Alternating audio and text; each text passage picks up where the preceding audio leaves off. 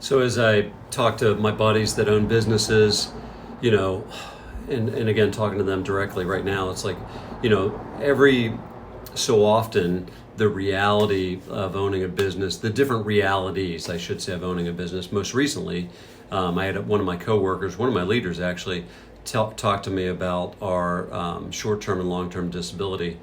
And I think the exact quote was, it sucks.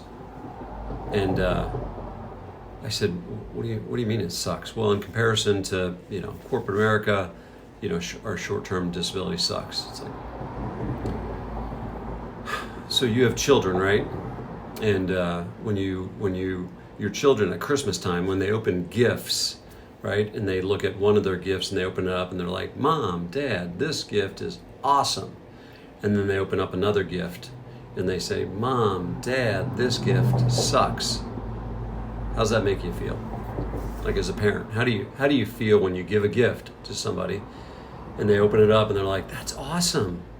Like as the giver of the gift, you're like, feels good. Then you give a gift and they open it up and they say, it sucks. How's that make you feel? What employees don't understand is you, the owner, pay. Like, so I go to my benefits provider and I say, hey, how much can I have? I want to do short-term and long-term disability for my staff. How much, and they're like, well, how much can you afford? Well, it's like, I think I can afford this much. So some of my friends can't even afford to give short-term or long-term disability. We're fortunate, super fortunate, Christians would say blessed, right? Lucky, that we can afford to give short-term and long-term disability, right, as benefits. But it's a gift, like from the owner of the company, like I'm writing a check for that. And then some of my staff open it up and they're like, ugh, God, that gift sucks. And, I can say that I'm pissed, but what I'm really is I'm hurt, right? When you do that for your kids, you say, like, gosh, I remember my mom saying things like, you know how hard we work to make the money to give you gifts, and then you act like that? And I'm 56, right? So I get it.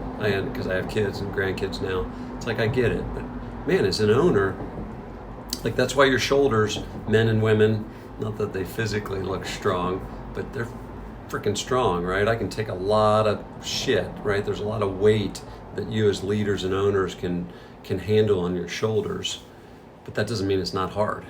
So anyway, it's tough. Take a deep breath.